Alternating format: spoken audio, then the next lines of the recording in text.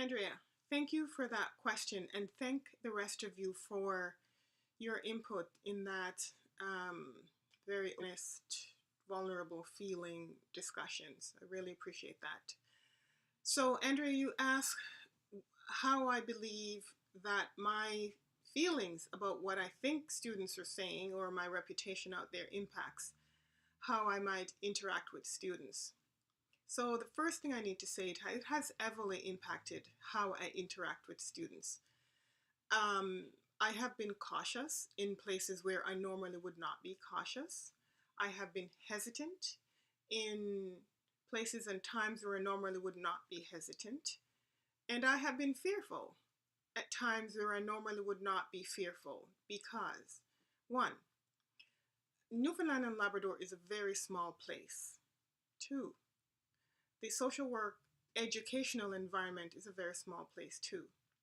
And all that needs to happen is one or two people to say one thing, and there's no end to the story. And I've seen that exact thing happen last fall with a student from one of my social justice classes who put on Facebook that said that I'd abused her, and it was on Facebook. And so if you can imagine where that might have gone, I have no idea what she was talking about. There was no context.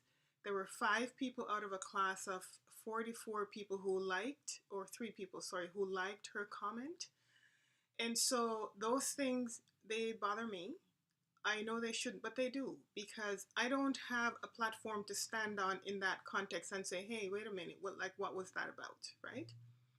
So when I meet students, undergraduate students, one of the things I'm starting to do is, as a part of my orientation, I ask them to go to Rate My Professor and read out what some of the comments that students say about me. And that's quite an interesting process. That has helped me, actually, and I hope have helped some students.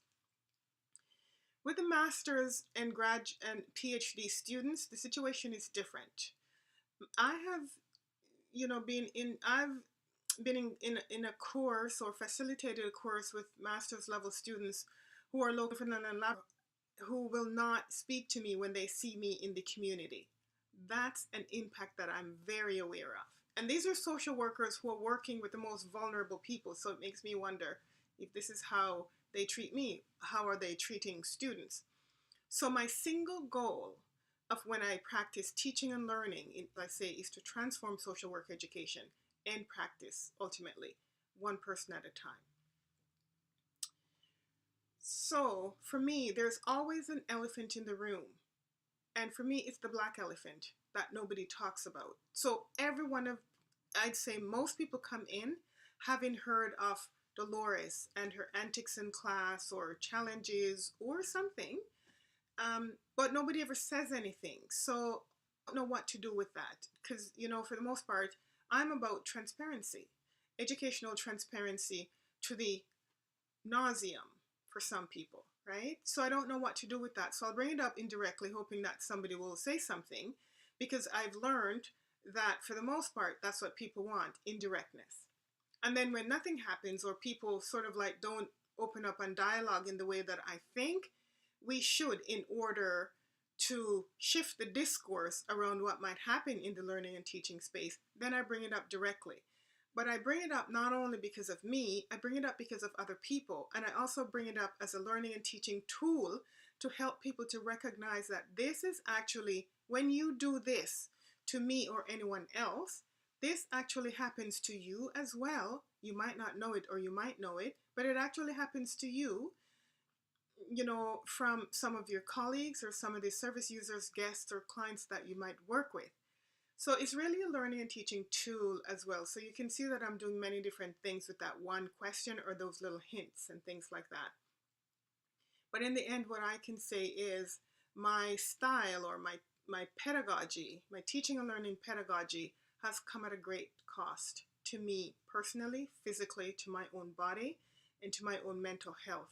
But I think it's something that I must do as an educator, because I have experienced social work firsthand in my own family, and those are not the social workers I want on the front lines. And so I feel like I have a responsibility to alter the course of action and to change history for some families. So, of course, having that kind of background, my relationship building or students are going to be affected.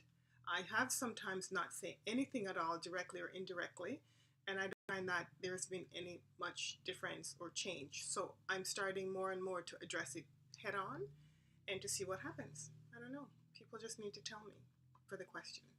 Bye.